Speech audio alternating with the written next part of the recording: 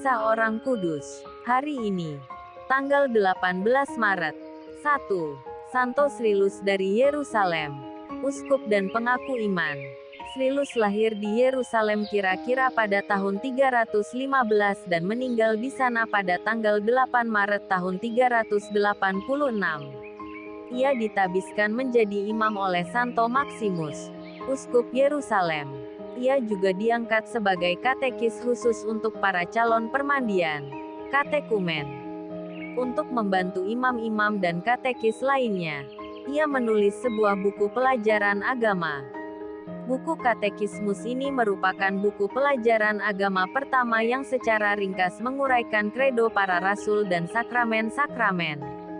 Sesudah menerangkan tentang sifat-sifat Allah yang Maha Esa, Srilus menulis, pengetahuan terbesar mengenai Allah adalah mengakui cinta kasih-Nya dengan iman dan mengenal kebenarannya. Penjelasannya tentang Ekaristi Kudus tegas dan terang. Ia menulis, oleh karena Kristus sendiri telah memberkati roti persembahan sambil berkata, inilah tubuhku. Siapakah yang berani bersangsi terhadap kebenaran ini? Dan setelah mengucap berkat atas roti, ia mengambil anggur, memberkatinya sambil berkata, inilah darahku. Siapa lagi yang masih bersangsi terhadap kebenaran ini dengan berkata ini bukanlah darahnya? Sepeninggal Uskup Maximus, Srilus terpilih sebagai Uskup Yerusalem pada tahun 350. Awal karyanya sebagai Uskup di Yerusalem pada tahun 350. Awal karyanya dimulai dengan suatu penampakan ajaib di langit. Sebuah salib besar tampak di langit dengan cahaya yang berkilau-kilauan meliputi puncak Kalvari hingga Taman Zaitun.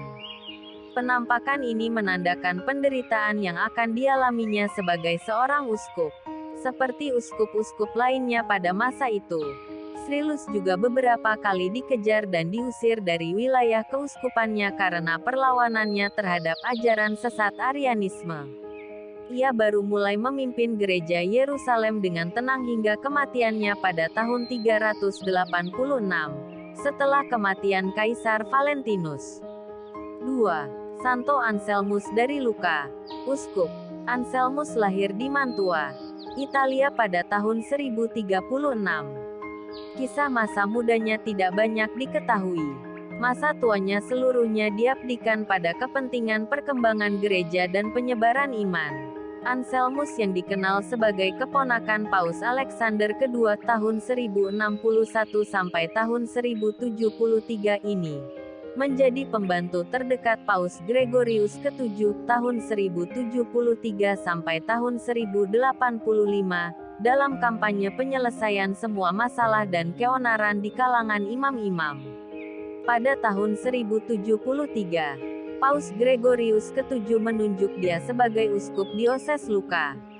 Ia ditabiskan oleh Paus Gregorius ke-7 pada tanggal 23 Oktober tahun 1074. Dalam kepemimpinannya, Anselmus berusaha mengatur tata tertib hidup para imam di keuskupannya.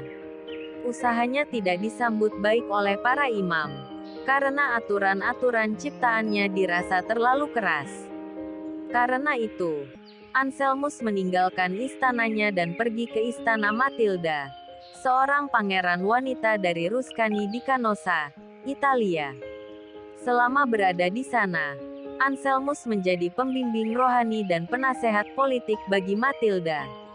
Karena pengetahuannya yang luas dan mendalam tentang hukum kanonik, Sri Paus Gregorius ke-7 menugaskan Anselmus menyusun sebuah risalat guna melawan praktek pentabisan kaum awam, dan mengumpulkan kanon-kanon tempo dulu yang menghukum praktek ini serta praktek-praktek lainnya yang tidak sah. Risalah Anselmus itu sangat mendukung kedudukan Gregorius VII dalam masyarakat. 3. Santo Salvator OFM, pengaku iman. Salvator hidup antara tahun 1530 sampai tahun 1567. Bruder ini menjalani mati raga keras dan bersikap rendah hati. Ia dikarunia kemampuan menyembuhkan orang sakit. Karena tamu yang datang berbondong-bondong itu mengganggu hidup biara, maka ia sering disuruh ganti tempat. Santo Srilus. Santo Anselmus dan Santo Salvator. Doakanlah kami. Kak Carla Channel.